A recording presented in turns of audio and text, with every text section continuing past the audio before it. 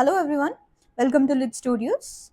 Today's video is titled New Criticism, but before that, let me introduce myself to you. I'm Karishma. I've qualified UGC NET JRF, and before that, I've qualified UGC NET thrice, and I've also qualified AP SET, GATE, and GATE as well. So I've been a gold medalist in both my bachelor's and master's.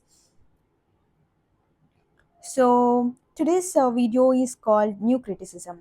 So what is New Criticism? It's new, all right? So New Criticism is actually a school of criticism which emerged in the mid-20s, 1929 to be very specific. Before this, a text is analyzed with its historical background. So what is an experience of your if you have been a student of bachelor's of English or master's in English, you might have received a text or a poem asking your professors asking you to analyze the poem, saying that it is a poem of John Keats or it's a poem of Wordsworth, right? For example, I've been given the work Daffodils by Wordsworth and asked to analyze it.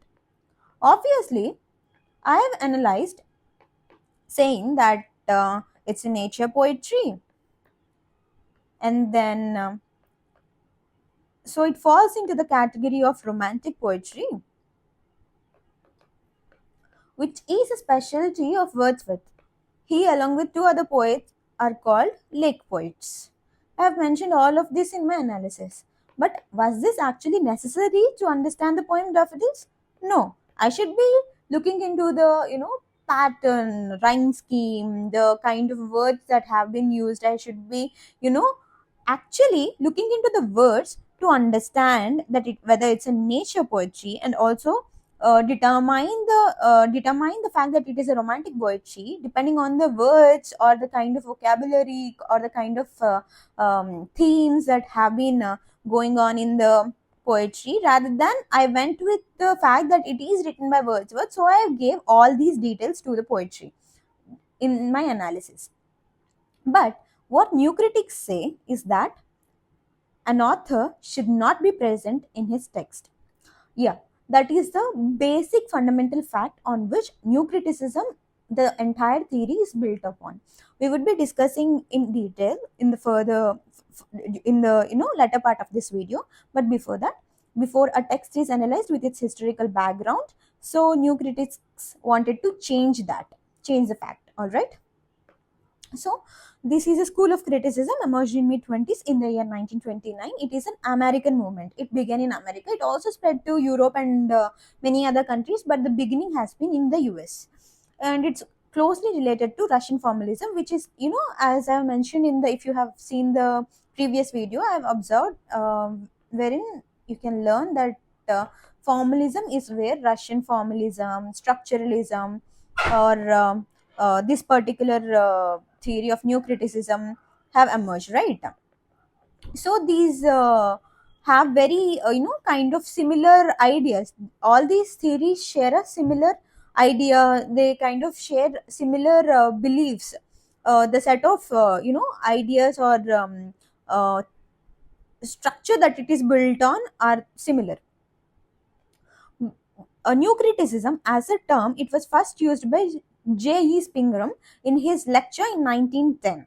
He just used the term, guys. He did not place it under this theory or so on.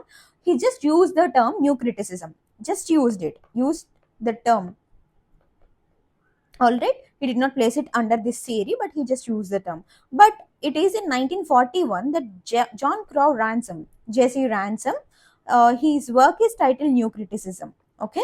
Um, uh, from which this particular theory has got its name. He titled his work. So who gave, if the question is asked who used the term, the answer would be J. Spingram. All right. If the question is who gave the title to the theory,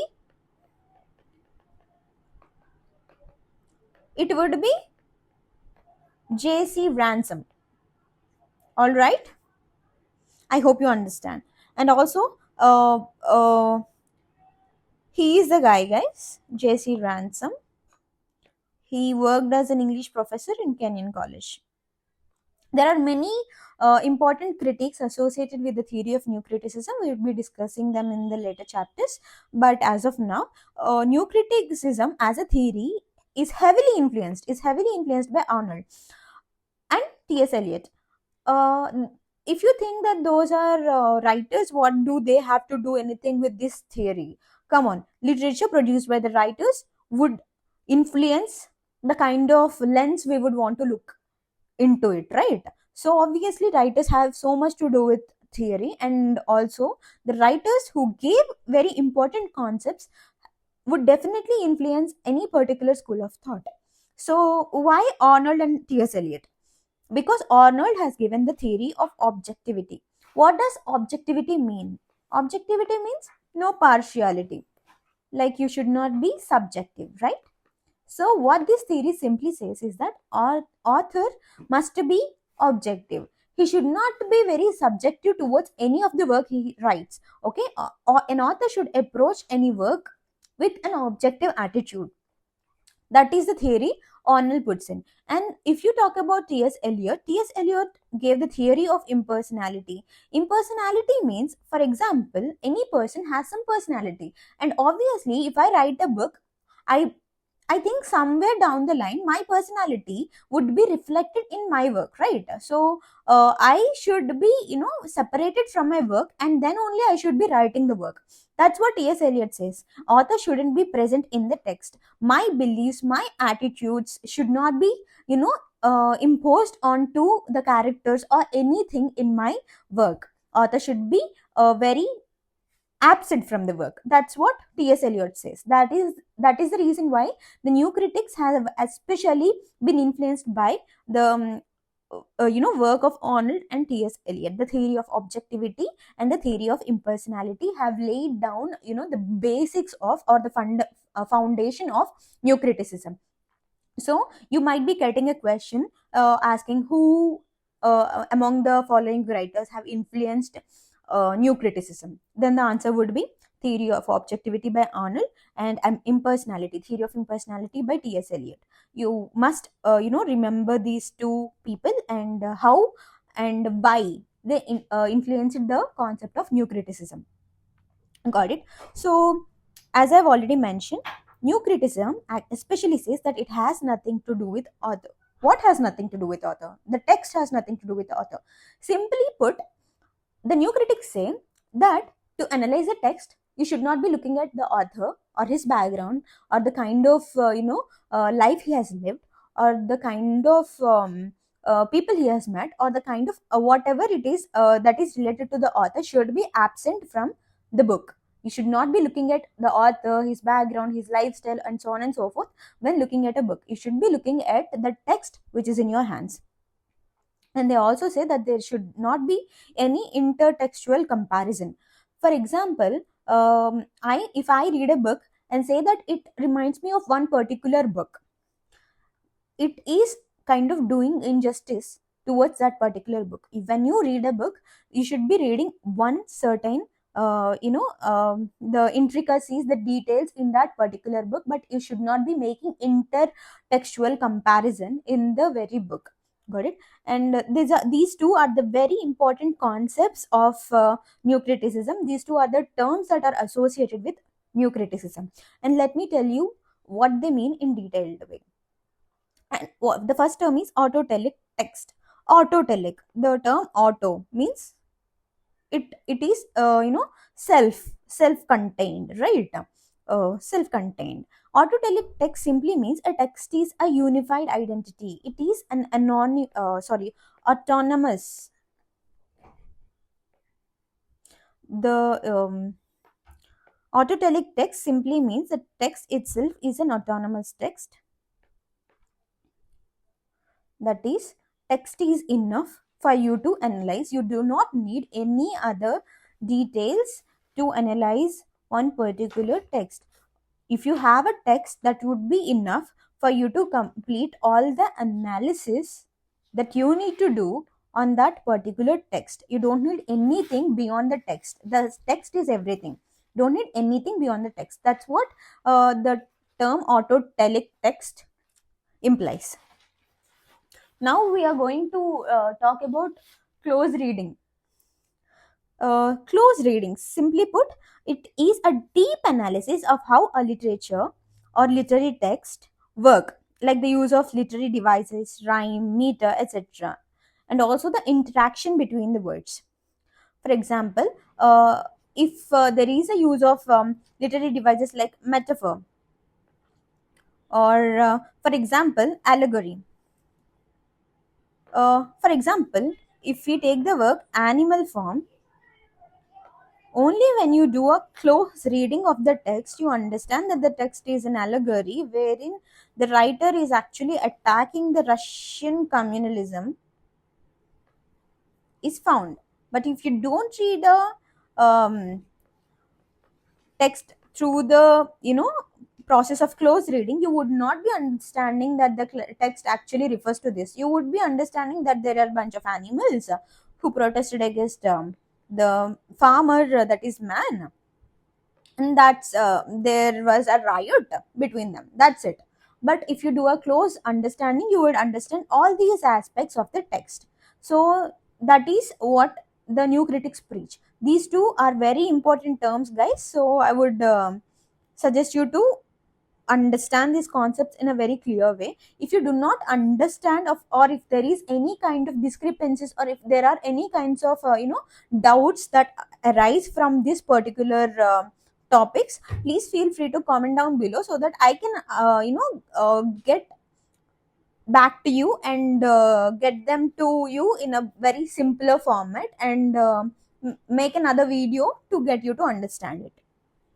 All right. So the new criticism is particularly about poetry. There, you can always take another text, but the moment arised when I. Richards has experimented. Yeah, this is the point. Has given an experiment. We would be discussing about I. Richards in the coming up video, so I'd be talking about what the experiment is in a very detailed format.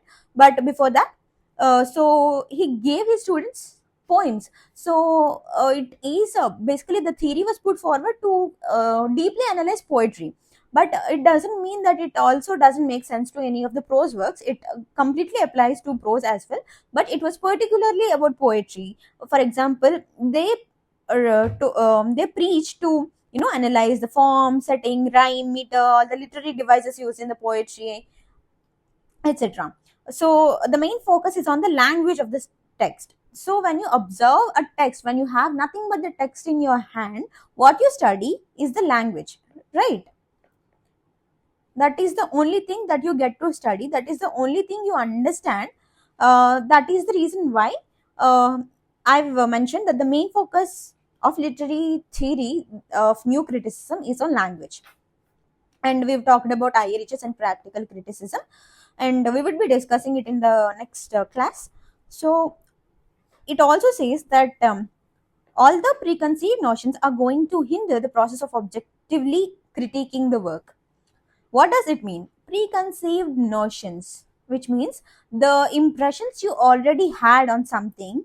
When you have an impression, as I mentioned, I had an impression that Wordsworth is going to be a romantic poet. So it actually hindered my process of objectively critiquing the work of Daffodils, right? I've had this, see, as I've always liked Wordsworth, I've praised the work so much. If I hadn't liked Wordsworth, maybe I would criticize it, right? So I should be very objective. I should not be considering who the author is before trying to analyze the work. But if you have any preconceived notions, that would not be very possible. So it's when you have preconceived notions, you must keep them away and try to analyze the work very objectively. That's what new criticism says. These are the main proponents of new criticism. I would be making independent videos on all of these people, but they are William Emerson, I. Richards, T.S. Eliot, Clent Brooks, Robert Penn Warren, W.K. Wimsett, and Beardsley. Yeah, these are two people, but they work together. That's why I mentioned them together. And Alan Tate.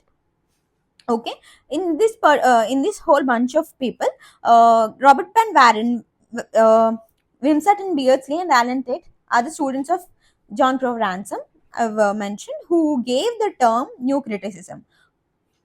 Got it? So that is it for this video, guys. I hope you understand it.